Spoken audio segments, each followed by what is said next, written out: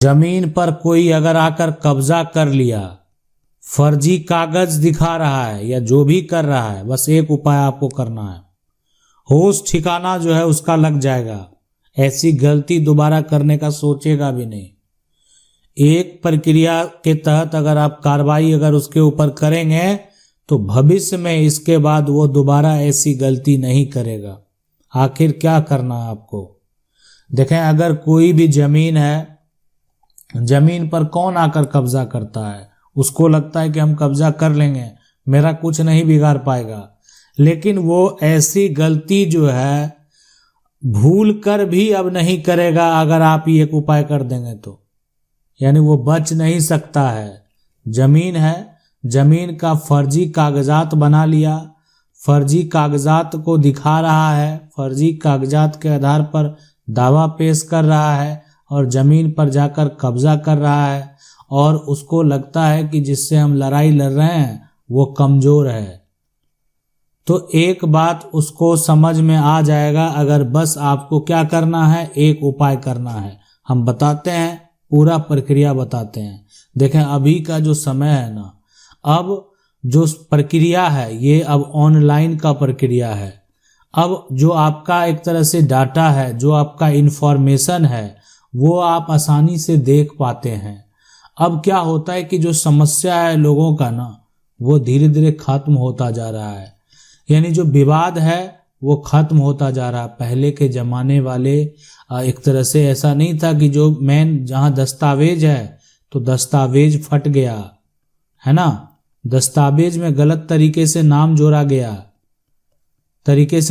गया या दस्तावेज जो है फर्जी बना लिया। अब रजिस्टर पर जो है किसी तरह से उसको मेंशन करवाने का प्रयास किया, हुआ भी किसी का नहीं भी हुआ।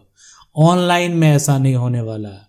वहां पर जो है आपका पूरा इंफॉर्मेशन, किसकी संपत्ति है, किसने बेचा, किसने खरीदा, सारा इंफॉर्मेशन, और साथ में उस व्यक्ति जो विक्रेता है, जो क्रेता है, जो गवाह देने वाले हैं, जो उस बात को सपोर्टर हैं, उस सब का फोटो भी खींचा जाता है।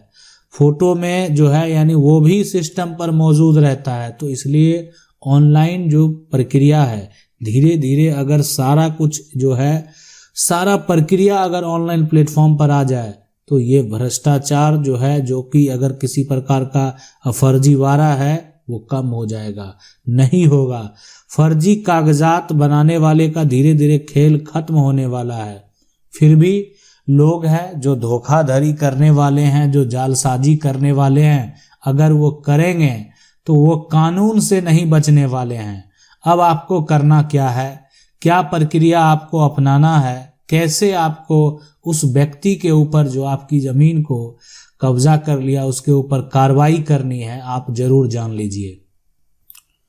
तो देखें, अगर कोई ऐसा कार्य करता है तो सबसे पहले काम ये करना है कि जो डिस्ट्रिक्ट और सेशन कोर्ट है, जिला एवं सत्र न्यायालय है, वहां पर जाएंगे। वहां पर जो आपका क्षेत्र है, जिस राज्य से आप बिलोंग करते हैं, आप उस राज्य का जो आपका जिला है, उस जिला में आपको जिला एवं सत्र न्यायालय है, वहां पर जाएंगे और उसके ऊपर जो व्यक्ति आपके साथ गलत किया है उसके ऊपर जो है आपराधिक आप मुकदमा दर्ज कराएंगे।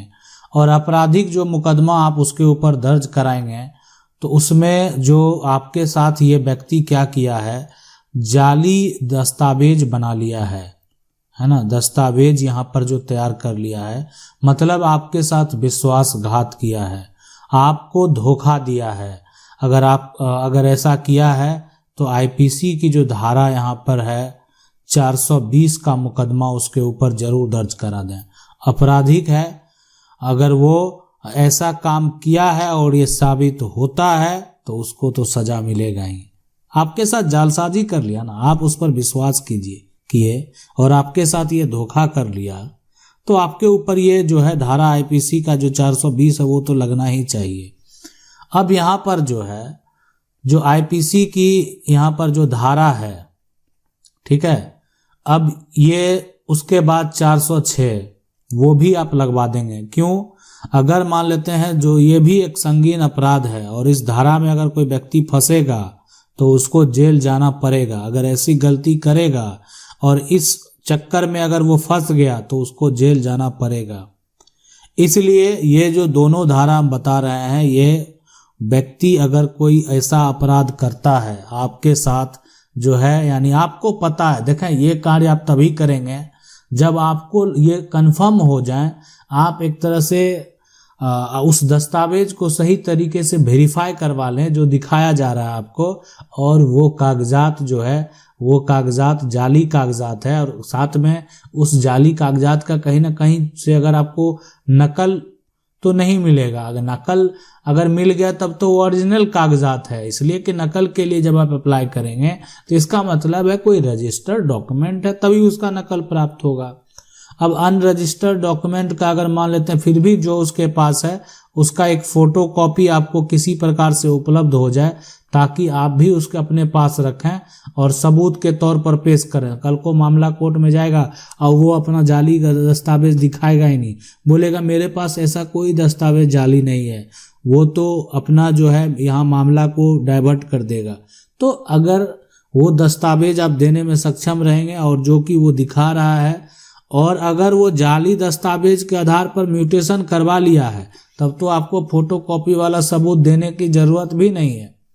वो जाली दस्तावेज को यूज करके और क्या किया, जमीन का जो है म्यूटेशन अपने नाम पर करवा लिया, तब तो ये साफ साफ यहाँ पर जो है साबित हो गया कि फर्जीवाड़ा हुआ है। देखें, फर्जीवाड़ा करने वाले, फ्रॉड करने वाले, वो उनका अपना काम है, और आपको जो है किस तरह से जो है उसको रद्द करवाना है, किसको कैंसिल करवाना है, और ऐसा करने वाले व्यक्ति को कैसे सजा दिलवाना है, ये आपका काम है। तो अगर उसके ऊपर जो है ये धारा आप जो है 406 भी लगा सकते हैं, और उसके साथ साथ जो आईपीसी की यहाँ पर जो धारा है 467 वो भी लगा दें कि देखें, फर्जी दस्तावेज से अगर कोई संपत्ति प्राप्त कर लिया तब जो है धारा 467 भी लगेगा। एक तो हो गया कि नहीं, फर्जी डॉक्यूमेंट बनाकर संपत्ति प्राप्त भी कर लिया, उसके अलावा भी बहुत सारे कार्य हैं, अगर उस व्यक्ति के द्वारा किया जाएगा तो उसके ऊपर कार्रवाई की जाएगी।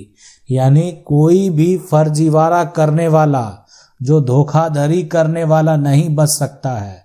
अगर ऐसी गलती करेगा तो आपका एक बस उपाय जो है उसका होश ठिकाना लगाने के लिए काफ़ी है। और उसके बाद मैं ये एक तरह से दावे के साथ कह सकता हूँ, अगर जो आरोपी है उस पर जो आपने आरोप लगाए हैं वो आरोप अगर साबित हो गए, है ना, यानी वो आरोप अगर कोर्ट में साबित हो गया तो उस व्यक्ति का जेल जाना तय है, उसको सजा होना तय है।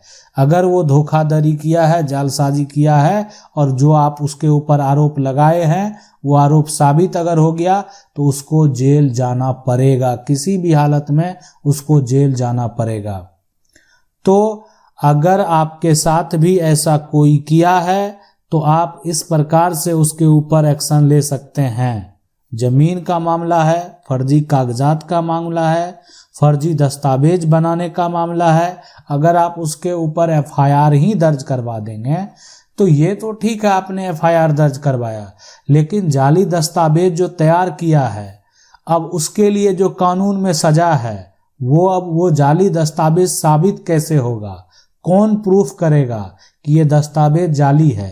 अब वो तो जाली दस्तावेज को दिखाकर म्यूटेशन भी करवा लिया और उसके नाम से जमीन का रसीद भी कट रहा है जाली दस्तावेज के आधार पर, तो आखिर जो उसका दावा है वो जाली दस्तावेज के हिसाब से वो तो उसको आपको रद्द करवाना है, उसको आपको कैंसिल करवाना है, इसलिए कि वो तो धोखा कर दिया लोगों के साथ। तो अब इसके लिए एफआईआर करवा देंगे, या मान लेते हैं किसी जो है आप एसडीएम के पास शिकायत कर दें या डीएसपी के पास शिकायत कर दें, जिनको वो अधिकार है रद्द करने का उनके पास आपको जाना होगा। यानी जो जालसाजी किया है और जहां पर, ताकि उसके ऊपर जो है कार्रवाई हो सके, उसके ऊपर एक्शन लिया जा सके, उसको सजा हो सके, यानी आपको सजा दिलवाने के लिए यह सारा प्रक्रिया को फॉलो करना पड़ेगा। तो इसीलिए अगर आपके साथ कोई धोखाधड़ी करता है, अगर आपके साथ कोई जालसाजी करता है, तो अब उसको आप जो है किसी भी हालत में ना छोड़ें, आप उसके ऊपर इस प्रकार से एक्शन ले सकते हैं अगर आपको लगता है कि एक्शन लेना चाहिए। आशा करते हैं वीडियो अच्छा लगा होगा। वीडियो को लाइक जरूर कर दें। चैनल को पहली बार देख रहे हैं, सब्सक्राइब करके जो बेल आइकन है उसको जरूर दबा लें। मिलते हैं अगले वीडियो में, तब तक के लिए जय हिंद।